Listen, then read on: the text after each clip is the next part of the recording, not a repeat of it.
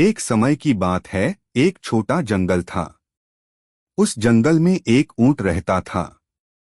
ऊंट रोजाना अपना भोजन पाने के लिए जंगल के पास के गन्ने के खेत में जाता था। रोज अंधेरा होते ही वह निकलता था। रास्ते में एक पानी से भरा तालाब पार करना पड़ता था।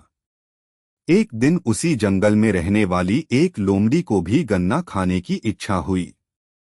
वह सोचने लगी कि कैसे जाए। उपाय ढूंढते ढूंढते तालाब के किनारे आकर बैठ गई। शाम हुई, किसान अपने घर लौट गए।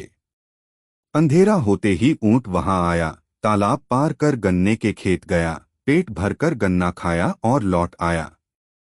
यह सब देख रही लोमड़ी ऊंट के पास आई और बोली, ऊंट भैया, कल से मुझे भी अपने साथ ले चलो, मुझे भी गन्ना खाने की इच्छा है। ऊंट ने कहा, तुम खुद क्यों नहीं जाती? लोमड़ी ने कहा, मुझे तालाब पार करना नहीं आता, कृपया अपनी पीठ पर बैठाकर ले चलो। ऊंट ने हाँ कह दिया। अगली रात दोनों तालाब के किनारे पहुंचे। ऊंट ने लोमड़ी को अपनी पीठ पर बिठाया और दोनों तालाब पार कर खेत पहुंचे। वहां किसी के न होने की पुष्टि कर दोनों गन्ना खाने लगे। लोमड़ी का पेट छोटा था, जल्दी भर गया। उसने ऊंट से कहा, चलें। ऊंट बोला, मेरा पेट अभी भरा नहीं है, थोड़ा रुको, मैं जल्दी जल्दी खाकर आता हूँ। कुछ देर बाद लोमड़ी ने फिर कहा, चलो न। ऊंट बोला, जरा सब्र करो, इतना जल्दी क्यों? पेट भरकर चलते हैं, क्योंकि कल रात तक खेत की रखवाली किसान करेंगे और कुछ खाने को नहीं मिलेगा। इतना सुनते ही लोमड़ी अचानक ऊ करके जोर से चिल्लाने लगी। लोमड़ी की आवाज सुनकर पास की झोपड़ी में सो रहे किसान दौड़े चले आए। वे डंडे और मशाल लेकर खेत की ओर भागे। आवाज सुनते ही लोमड़ी झाड़ियों में छिप गई, पर बेचारा ऊंट पकड़ा गया और किसानों की मार खाकर लहूलुहान हो गया। किसी तरह ऊंट तालाब किनारे लौटा।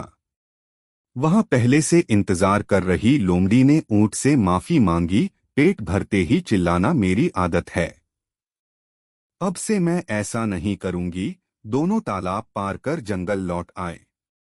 अगली रात फिर दोनों गन्ना खाने चले। ऊंट ने चेतावनी दी, आज फिर कल जैसी हरकत मत करना। लोमड़ी ने हामी भरी। मगर खेत पहुंचकर गन्ना खाने के बाद लोमड़ी ने फिर वही किया। किसान फिर आए, लोमड़ी झाड़ियों में छिप गई और ऊंट को फिर मार पड़ी। दोनों तालाब किनारे पहुंचे।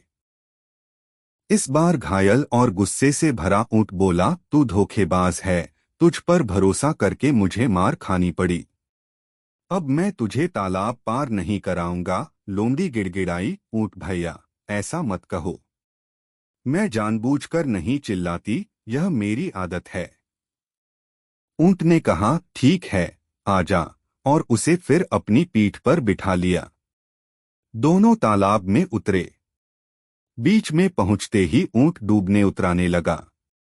घबराई लोमड़ी बोली, ऊंट भैया, यह क्या कर रहे हो?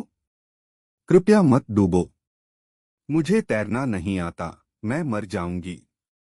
तब ऊंट बोला, जैसे तेरा आदत है चिल्लाना, वैसे ही मेरा आदत है पानी में उतरते ही डूबना उतराना। इतना कहकर वह डूब गया और लोमड़ी भी पानी में गिरकर डूब गई।